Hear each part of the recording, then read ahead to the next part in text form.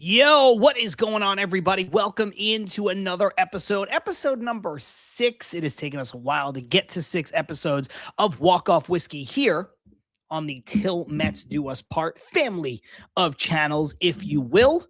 John Saponaro coming to you guys from North Hollywood, California. You already know what it is.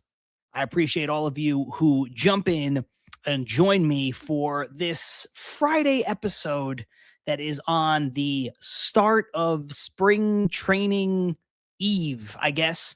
And that is cause enough for celebration. Yes, a little spring training whiskey from Brad. Jeff Cohen saying, evening, John, which I don't know, Jeff, you can clarify this for me if you'd like. Is that a reference to the poster that is behind me to, well, my right and your left? Is that a reference to John Wick? Evening, John. That's how I took it. So that's where I'm going to go with. We've got, what brand is the whiskey tonight? The whiskey is here. The whiskey is Tullamore, which is my favorite brand of Irish whiskey. I wish they would sponsor the show, but we'll get there. Inaugural sip. And I do want to apologize for not being here the last couple weeks doing this show. There was plenty of plans to do the show. The thought process was to get the show, as often as possible, but there was just a scheduling conflict.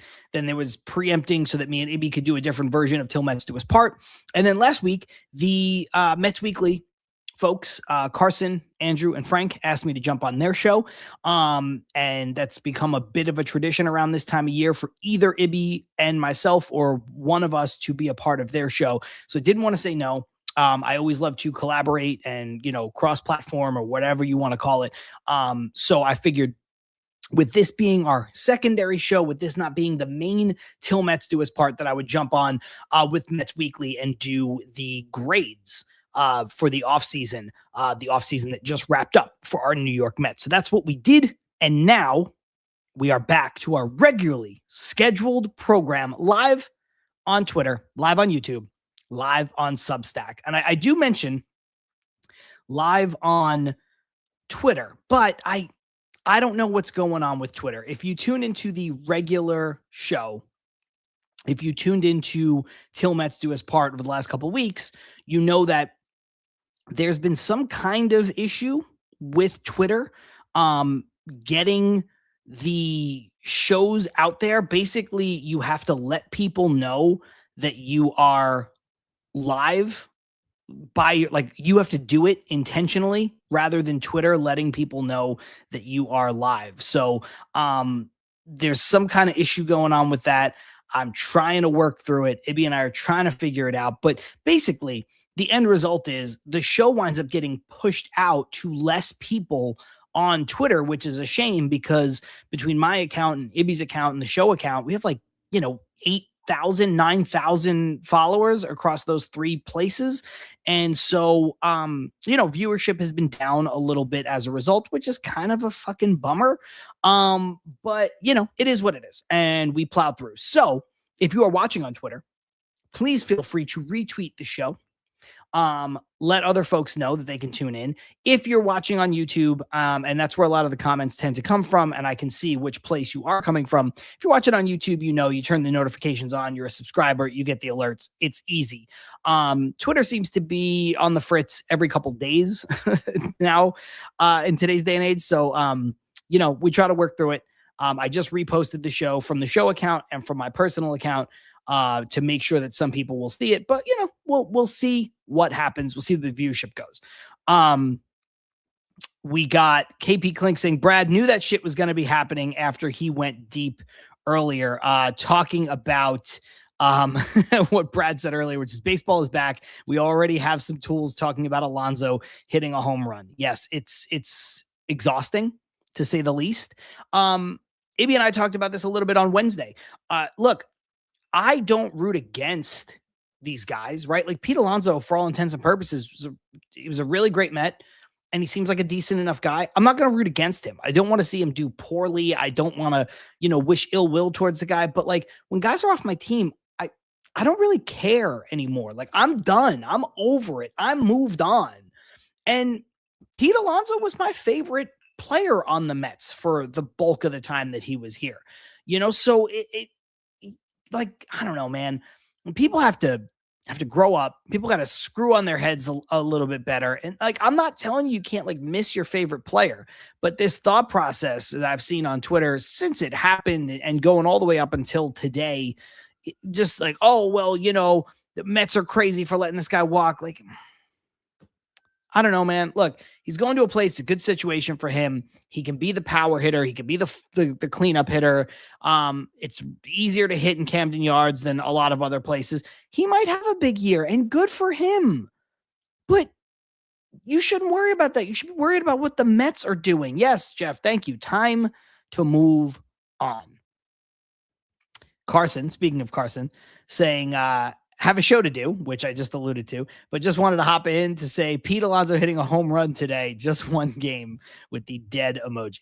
Got my co-host at Tillman Stu's Part, Matt Ibiabanez, saying grown-ass men crying over Alonso, same ones who yell about Lindor's gloves and how men used to be men years ago. It's so true.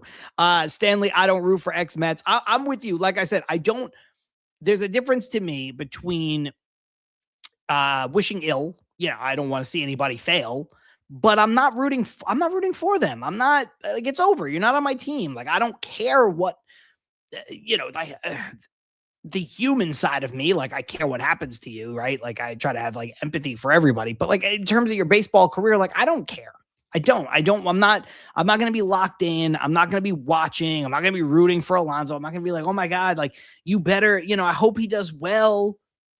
I hope he does well if it helps the Mets. You know what I mean? Like, if the Orioles are playing the Braves, yeah, Pete Alonso, he could hit 5 home runs in that series and go off. That would be great. But that's it. Yeah, Jeff, sadly, the Mets don't have a track record of keeping guys, right? Like, that's been their history, whether it's or just having issues befall them, right? Like, so you've got Alonso and, let's say, DeGrom and Tom Seaver. Then you have, unfortunate situations like David Wright, and then to a different extent, Doc Gooden, and, Strawberry is a little bit of both, right? They didn't keep Strawberry, but Strawberry had the off the field issues too. Like, it just is what it is, man. Look, if you're, I don't mean to sound like whatever, but if your team trades Tom Seaver, your team can trade anybody, whether it was a good idea, bad idea, whatever. Like, if your team moves on from a player like Tom Seaver, your team can move on from anyone. And if you follow me and if you watch the show, you know that, like, I don't really care about homegrown players either. It's cool to root for a player that you watched start from nothing, right? It's cool to see a guy come up and have his first career at bat and his first hit and his first home run or his first strikeout and his first win or whatever, and then see that guy's career through to fruition. But that doesn't happen for most teams, for most players, if we're being honest. Like, it's not something that is prevalent in sports and in Major League Baseball. Some of the most beloved Mets of all time were not lifelong Mets. They were players in other places before or after. And in some cases, both, right? Like, I have a framed Keith Hernandez jersey on my wall. You can't see it, but I have a framed autographed Keith Hernandez jersey. Not a lifelong Met, obviously, right? Played with the Cardinals before the Mets, played with Cleveland after the Mets. Like, it is what it is. Next to that, I have an autographed frame picture of Doc Gooden, the aforementioned Doc Gooden. Didn't play his entire career with the Mets. Underneath that, I have a framed autographed picture of Gary Carter. Didn't play his whole career with the Mets. See where I'm going with this? Like, next to that, I have a pretty cool thing that I bought at the Hall of Fame, Baseball Hall of Fame, a few years ago, maybe like 6-7 years ago when I went. It's like a wooden plaque that is the ticket from the first game, the September 21st, 2001 game, the game after 9/11, that Piazza won with the home run against the Braves.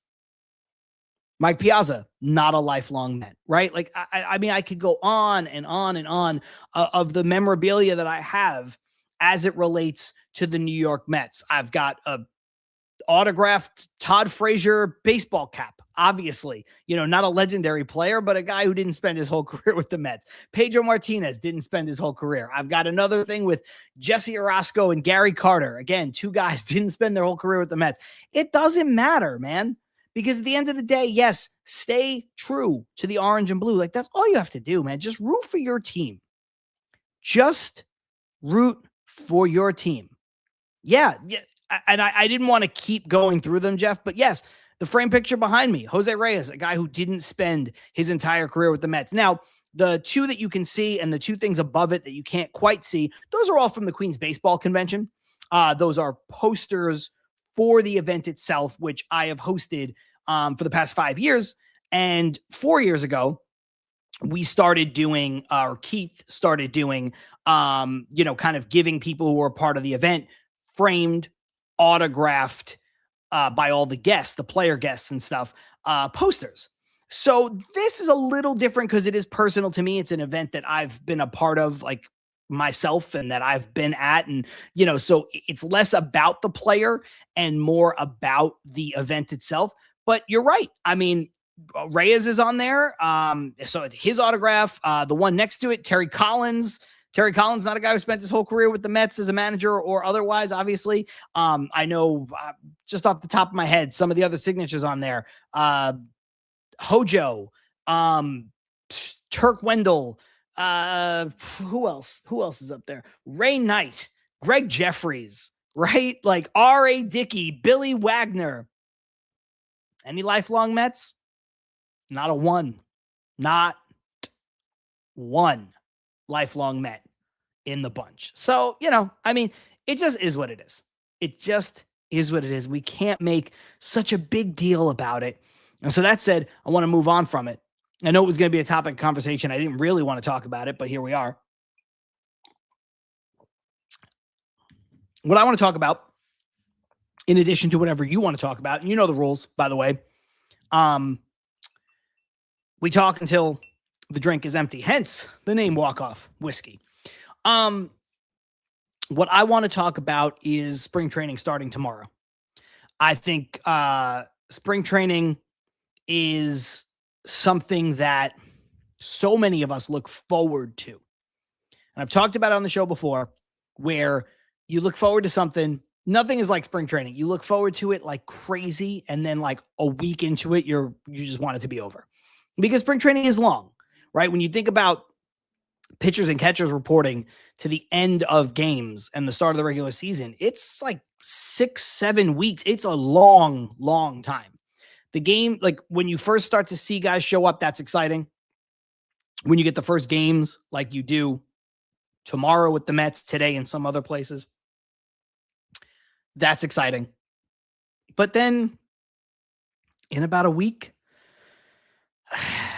you're going to be over it for the most part.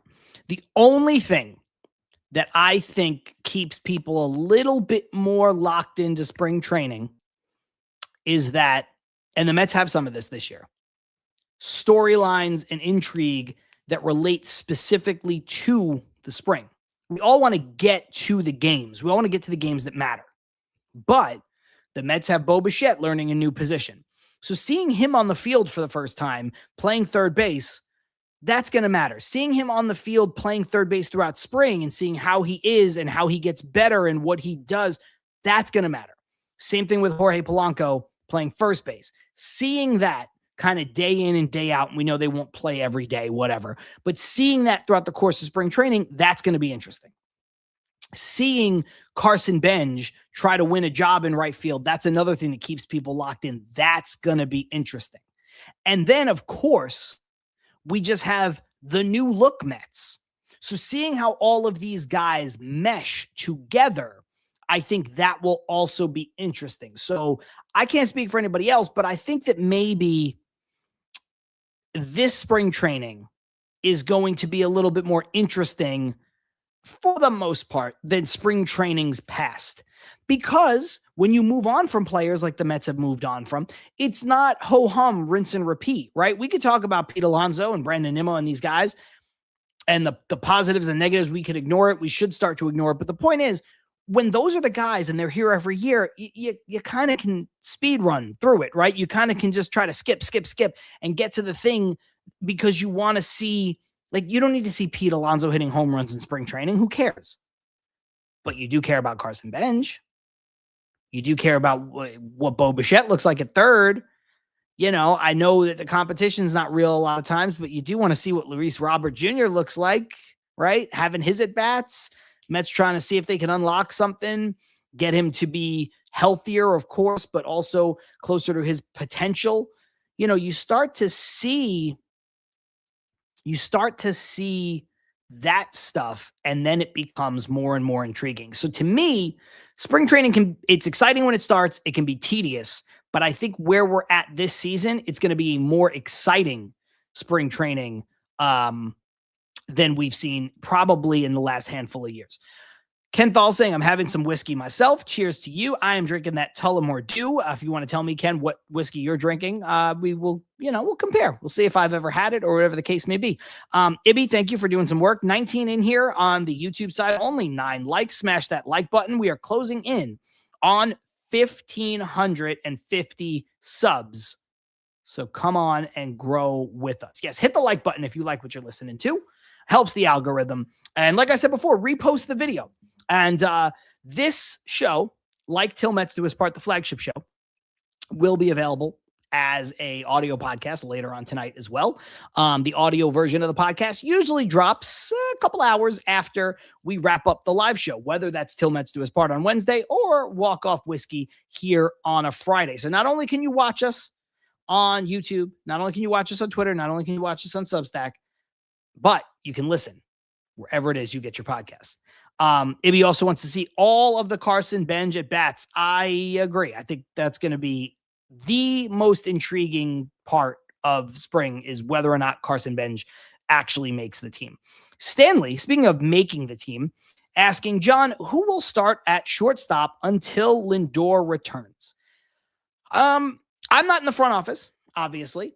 I know who I'd like it to be, and I do think it's the person who would probably have the inside track. I think it should be, and barring something like injury or just catastrophic failure, if Lindor is not ready for opening day, I think it should be Ronnie Mauricio playing shortstop. The Mets preserved an option with Ronnie Mauricio last year. And now that means that the Mets have the opportunity. That option, remember, is an option year. So the Mets have the opportunity to kind of call him up, send him down throughout the 2026 season. So even if Lindor misses a week, 10 days, 2 weeks, whatever, you can have Ronnie Mauricio play his natural position for that length of time. The reason why I think it should be Mauricio is a couple reasons. Nobody else is going to really excite you, if we're being honest. Bichette needs to play third, and he needs to focus on third, and he needs to only worry about third. Plus, Bichette's a bad shortstop. Now, if there were a long-term injury, and we hope that that doesn't happen, if there was some kind of other situation with Lindor, then maybe you could revisit the Bichette situation. But even then, I think you're going to look to Mauricio first, and then, in that case, you might have to go outside the organization, as it were. So I don't see any way, shape, or form that Bo Bichette plays shortstop this year at all. I could see a situation where Lindor misses a couple games, maybe not this full stretch of time, right? Maybe he doesn't miss. I think he doesn't miss any, to be honest with you. I think Lindor's there on opening day, but maybe Lindor only misses a couple of days. In that case, maybe you say, we don't need it to be Ronnie Mauricio, and you could throw Vidal Brujan in there or Christian Arroyo. And Mets have a lot of guys who will not excite you that can play shortstop, that are on minor league spring training invites and things like that. So I think if it's a really, really short-term thing, couple days, you'll probably see somebody who's not Ronnie Mauricio, unless Ronnie has a crazy good spring. Ronnie's tearing the cover off the ball, even if Lindor misses opening day and opening day only, ride the hot hand. You can just send him down. It's fine. So I think it should be Ronnie Mauricio. And I think it will be Ronnie Mauricio just because, again, there's a little bit of a by default situation here. I mean, Ronnie Mauricio should be good enough to beat out the likes of Vidal Brujan, right? No disrespect to Vidal Brujan, but like if Ronnie is even approaching, scratching the surface of where his talent lies, he should be able to be the guy to start at shortstop. And I also think, honestly, I think Ronnie's in a weird spot because, Ronnie needs this development time. He needs to get back to playing baseball all the time, which is why, a lot of roster predictions, if Lindor is healthy, sees him in AAA where he should be. And prior to the Lindor thing, I think a lot of people were thinking maybe Ronnie plays more third base. I do think Ronnie's future, whether with the Mets or elsewhere, is not at shortstop. I should say that. I don't think Ronnie is a long-term shortstop. He graded out very positively at third base in his small sample size last year. And I think Ronnie Mauricio can be a plus third baseman. I think he's a probably below average shortstop at the major league level. But again, it is his natural position. They are limited without Acuna and Jet Williams in the organization anymore. None of those other guys excite you. And Bo Bichette's not a guy you're going to want to move back to that position. And also, if you're Bo Bichette, I don't think you want to move back to that position. You're trying to market yourself as a third baseman, whether he opts out over the next 2 years or he rides out this 3-year deal with the Mets or something in between. When he hits free agency, either at 28 or 30, he's going to be a third baseman, not a shortstop. There's really no reason for it to be Bo Bichette. And I know there are some other guys, Manny Machado, Alex Bregman, guys who came up as shortstops, became third baseman, and bounced back to shortstop when there was a need. But you got to remember, man, Manny Machado's an elite defensive player. He's probably a better third baseman than he is a shortstop, but man, that guy was a good shortstop too. Same thing with Bregman. Elite third baseman, step below as a shortstop, but this is a guy who was an elite defensive player. Bo Bichette has not been that. Now, I think Bo Bichette can be an average to maybe slightly above average third baseman. I do think he'll make the transition well. I do. But he's just not a guy that you can tinker with the way you can with Alex Bregman and, Manny Machado and stuff like that. So Jeff Cohen saying Mendoza has said the top of his lineup is Lindor, Soto, Bichette. If Lindor is not available, who leads off? Robert Jr.? Good question. I don't know if it's Luis Robert Jr.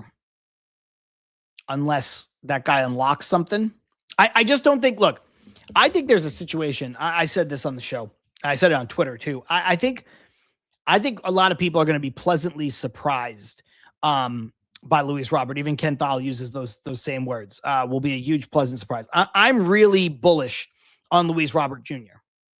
But I think with some of these guys, Robert, Benge to a different extent than like the young guys, whether it's Beatty, Alvarez, Vientos, you want to ease them into a role.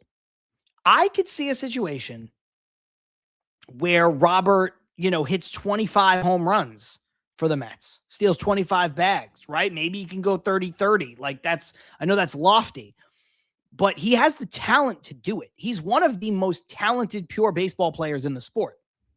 So I could see at the end of the year us looking back and going, wow, look what Luis Robert was able to recapture. I could definitely see that. But out of the gate, I'd like to take the pressure off of him. So I'd like Luis Robert to bat, 7th or 8th or whatever the case may be, even if he has a good spring, right? If everybody's healthy, I want him down in the lineup. I certainly don't want, all signs pointing to the Mets facing Paul Skeens on opening day. We know Luis Robert mashes lefties even when he's been bad. So if the Mets were facing a lefty, even a good lefty, maybe you could see Luis Robert in the leadoff spot.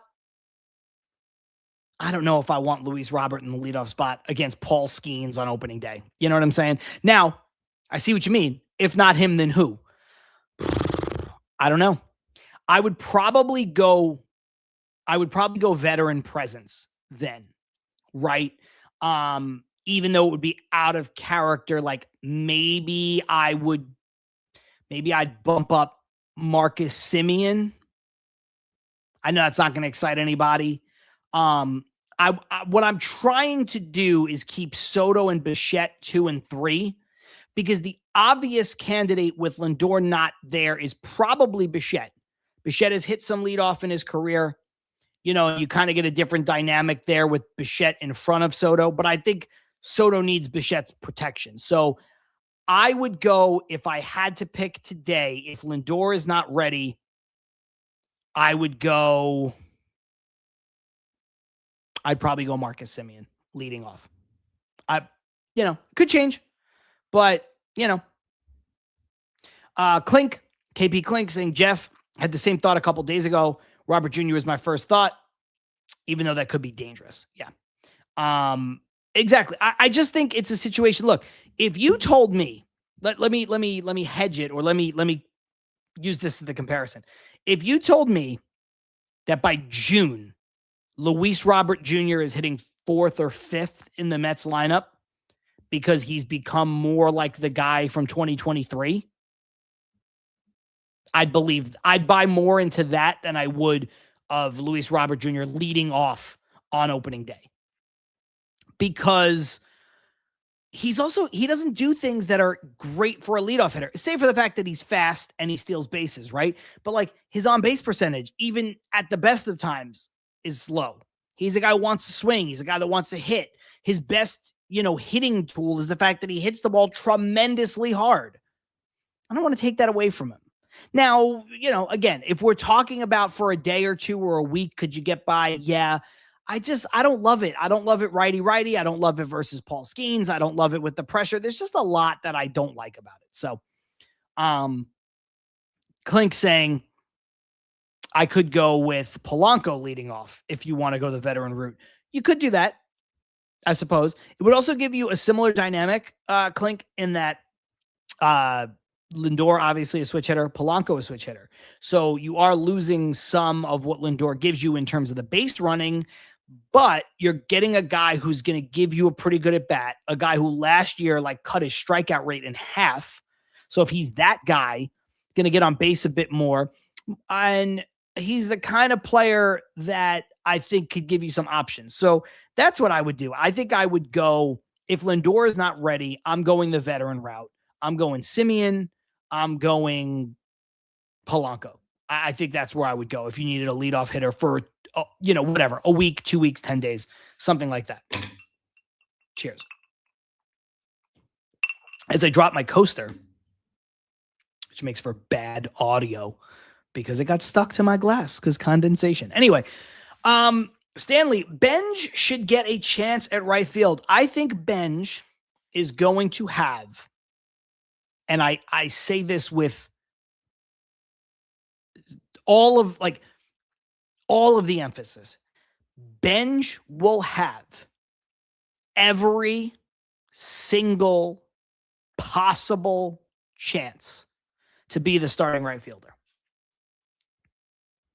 Any way you cut it, any way you can describe it, any way you think about it, Benge will have that opportunity. 100%, 110%. He's going to have the chance to be the starter on opening day in right field. Everything the Mets have done has paved the way for that. From the beginning of the offseason, when David Stearns mentioned him by name, and David Stearns doesn't do anything like that by accident. He mentioned him by name. He anointed him. This is a guy we're looking at so that the fan base could get prepared mentally to think about Benge in the starting rotation, in the starting lineup on opening day. That's the first thing. Then a couple weeks ago, they came out and said, well, it's not really all about numbers with Carson Benge. And that was talking about, one, the AAA numbers, because his small sample size, and it's very, very small, like 24 games, I think, in AAA. his AAA numbers, the surface numbers, batting average, strikeouts, whatever, didn't look great. But the under the hood numbers showed you that he was making elite decisions. It wasn't affecting the type of hitter that he was, just a little bit of bad luck here and there. So that's one part of it where they're like, hey, don't worry a ton about the numbers you saw in AAA that we all watched, that we all saw. The other thing is they're kind of tempering you for spring training, right? Now, no GM is ever going to say this. No manager is ever going to say this, but it's not like they said, look, Benge has to hit 275 at minimum in AAA in spring training to make this team. They didn't put like a mandate on it. They're just like basically saying, we'll know when he's ready, right? We'll know if and when he's ready. So they kind of made it this unquantifiable, nebulous thing. That's also paved the way because now if he hits certain numbers or not, right? So theoretically, Benge could hit 400 in spring training and not make the team. Benge can hit 180 in spring training, and I know it's more than batting average, but you see what I'm saying. Benge can hit 180 and make the team. They've set it up where they don't have to abide by anything. They've made their own rules to this game. And the final piece of it, and this one I think they kind of lucked into in a way, not lucked into, but you needed Soto to play ball. Benge has played more in right field than he has in left field. And by adding Luis Robert Jr., getting a true center fielder, you take the pressure off of Benge, who I think could be an adequate center fielder, but I think is better in the corners. So now you put a true center fielder there. You allow Benge to play a corner. Okay, he's going to play left. That's fine. Left is easier. He should take to it. But he's played right field a ton. In college, he was a pitcher and a right fielder. So by doing everything that they've done, they have paved the way for Benge to make this team. Now, all he has to do is make the team. It sounds simple, but that's the truth. Thank you to Armand for this, always coming up with the stats. Jorge Polanco, while his 2024 leadoff sample size was small, 17 games, it was highly productive with a 1-2-3-4. I love that. OPS, his 2025 leadoff appearances also maintained a high slugging percentage, 615. That is per Google. Thank you. Look, I think that's a good case, Armand. Thank you for pulling up those numbers. Armand always doing that with Till Metz do his part, and it's even more beneficial. We thank you for it on that show, but it's even more beneficial for this one because I'm running the comments. I don't have Ibby to bounce off of. It's hard for me to Google stuff during, so I really, really appreciate that. Non-generian saying I have to pee. You should go pee. We don't want to stop you from doing that. We don't want to get in the way. We'll wrap up soon. Getting close to the end here. I'm trying, by the way, this show in my mind is like 30 to 45 minutes. But then the first couple of times we did it, I didn't have a good rhythm of drinking and also doing the show. So we were closer to an hour, sometimes a little over an hour. And I don't want this show to be an hour. That's not what this show is supposed to be. So we're at 34 minutes. I don't really have that much whiskey left. So we're going to be done probably at about 45 minutes or so, maybe less. Stanley with the good questions, man. Thank you for bringing these to the table. Is Mendoza going with a 6-man rotation? I think you just have to take Stearns at his word right now. I know you said Mendoza, but I'm going to go back to Stearns. Stearns said at the start of spring training, if we have 6 healthy guys, we'll talk about it then.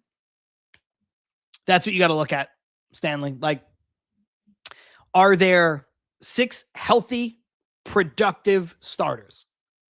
The Mets are going to do what is best for the Mets team, which obvious, but they don't really have, if you think about it, they don't have a guy that they need to get into the rotation. And what I mean is Jonah Tong can be an ace. Like Carson Benge, Jonah Tong could benefit from a little bit more time in AAA. Now, if Jonah Tong bursts on the scene in spring training, maybe he could force his way into a rotation spot, right? But I think that's pretty unlikely because I think they feel like they don't need him to be in the rotation right now. Same thing with Christian Scott. Christian Scott, unbelievably talented, and it's great that he's healthy again. Christian Scott doesn't need to be in this rotation. Could Christian Scott provide for this rotation? Absolutely. Absolutely he could. But he doesn't need to be a part of it. He can go back to AAA after not pitching for, a full season plus. I think he can easily go back to AAA, and that's fine. You don't have to get either one of those guys in, where you have this young, incredibly talented pitcher that you're just trying to make room for. That player is Nolan McLean. Nolan McLean's going to be in the rotation no matter what. Freddie Peralta is going to be in the rotation. And you see where I'm going with this. When you start to get down to Kodai Senga and Sean Manaea, which I know is what this question is all about,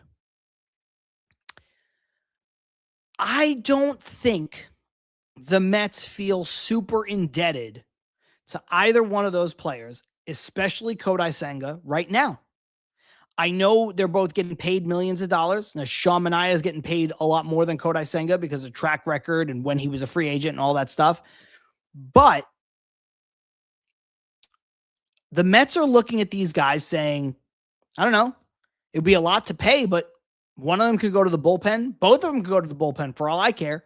The Mets are trying, I think, after last season, where their rotation was cobbled together and nothing worked. Nothing worked out for them. Injuries, ineffectiveness, over and over and over and over again.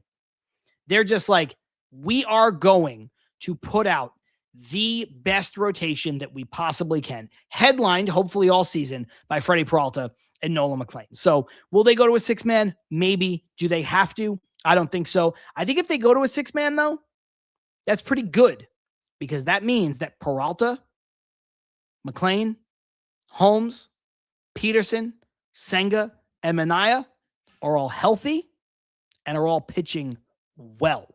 So if they go to a six-man, I think you like where things are at. The other part of that, and I'll be brief with this bit, the other part of that is, if you look at the Mets' schedule, they don't need even the way things break, right? Where there's so many off days in April for weather, and then there's these all these trips to the West Coast.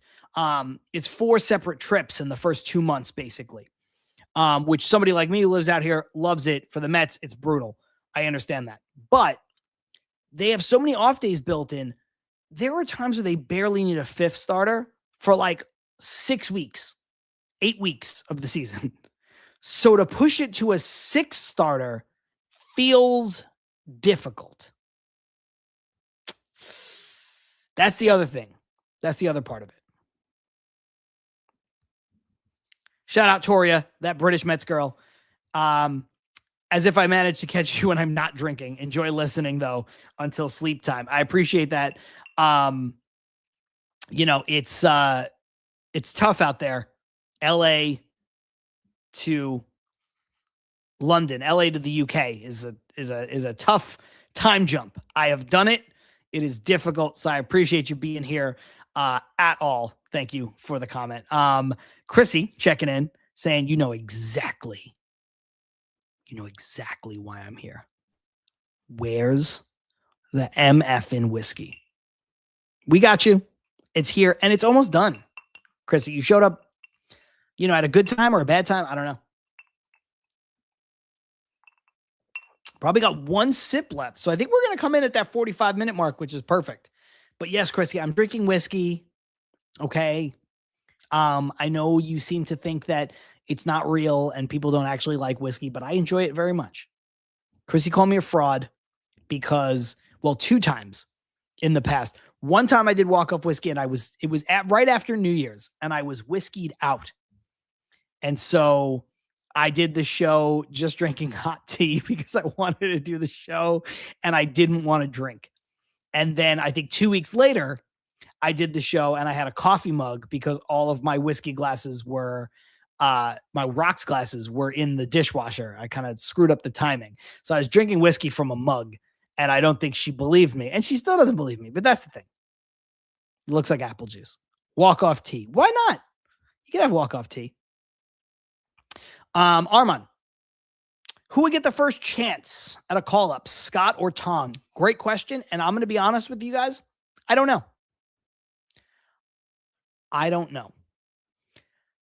I think both guys have tremendous talent, obviously. I think both guys have tremendous upside. Tong is the pitcher, though, who has the healthier / more recent track record of success, inarguably. However, he's the guy with the higher ceiling of the two, at least theoretically. So the question then becomes, do you want Tong to stay in AAA and really, truly try to become an ace? Because that's what Tong's upside is. I know he looks like him and everything, but Tong could be Tim Lincecum if he adds a pitch that breaks to the glove side, away from righties and towards left-handers. His fastball is elite. His changeup is elite. That means that if he doesn't get a third pitch, he's probably in the bullpen. He's probably a closer, right? Like that's kind of what Tong projects to be, because he only has 2 pitches, and you can't really be a starter with 2 pitches, even if those pitches are elite. Now, if he adds a pitch, even if it's a bit of a show me, whether that's, something between a cutter and a slider, a full slider, something between a sweeper and a curveball, whatever. And I know he throws other pitches. My point is, he's got to get a pitch that, again, breaks to his glove side, away from righties into lefties, that is better than the pitches he's offering now. He does that, he could be a legitimate ace. And so, when you talk about getting the first call, Christian Scott has more of a repertoire as it is right now. He has more of he's kind of, and I know he missed, over a year of development, but Christian Scott to me is more in the Brandon Sproat mold. Brandon Sproat could probably be, if he was still here, in the Mets rotation if they needed him. I don't think he'll break camp with Milwaukee, but he could probably be in Milwaukee's rotation, which is another very good rotation. He could probably be in their rotation right now, because he has all of the things to make him at least a mid to back end rotation starter. And I think that's where Christian Scott is too, in terms of his development and his repertoire. So I think if there were a need, I think the first person to get the call between Scott and Tong would be the person who is performing the best at that time, which I know is kind of a hedge, but it's just the truth. The other thing is, Armand and everybody else, where is the need? Is the need, and we hope it isn't, at the top of the rotation? Or is the need at the back of the rotation? Now, it's a lot of pressure to put on Jonah Tong, right? But let's say Jonah Tong develops that sweeper, and it's July, and he is carving people up in AAA the way he carved people up in AA the year before. And the Mets already thrust him into an impossible pressure situation last year. He wasn't quite ready, and he was on the big league team making meaningful starts in a pennant race. So if the Mets ever needed somebody to replace Clay Holmes, or dare I say Nolan McLean, or dare I say Freddie Peralta, a healthy, effective, pitching his ass off in AAA Jonah Tong might make the most sense. But it all becomes moot if the other guy, Christian Scott, is the one who's pitching his ass off, because he's got great stuff too. So, Non-Generian saying, let's not forget Tong is only 22, 23. I don't know exactly how old he is, but yes, he's very, very young. I do agree with Brad, by the way, that Christian Scott is also legit. Chrissy, this is for you. Cheers. Final sip.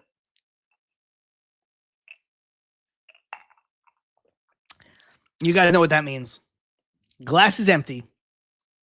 Show wraps up right after that. So, just want to share my last thought, and we'll get out of here. 45 minutes. We're doing it. Getting closer.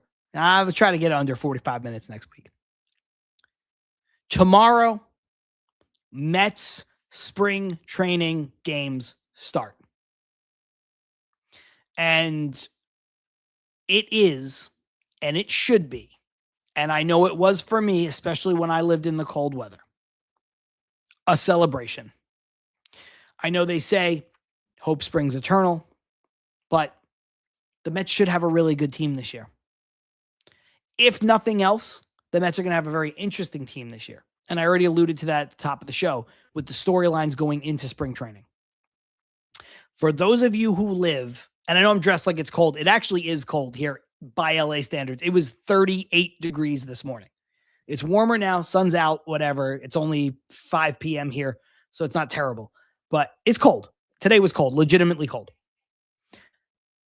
If you live back on the East Coast, Northeast, if you live in the Midwest, you're a Mets fan. If you live somewhere where it's been cold and you are a Mets fan or a baseball fan that's just watching this, listening to this, and I appreciate you no matter where your fandom is. Tomorrow is kind of a holiday. It's not as big as opening day, obviously. Opening day is the holiday. Opening day is Christmas Day if you celebrate. Opening day is the biggest. It's your birthday. It's New Year's Eve. It's not that. But spring training is a nice appetizer for that. So I hope that you enjoy it. I hope that you're locked in. I'm going to be locked in. I can't wait to watch. I can't wait to hear baseball, to hear the sounds of that we all love, the crack of the bat, the pounding of the glove, to see the Mets in uniform. I cannot wait. Armand going to DVR the game. He'll be at a friend's wedding. Congratulations to your friend. That's fine. I'm not a big DVR game guy. We'll talk about that maybe next week.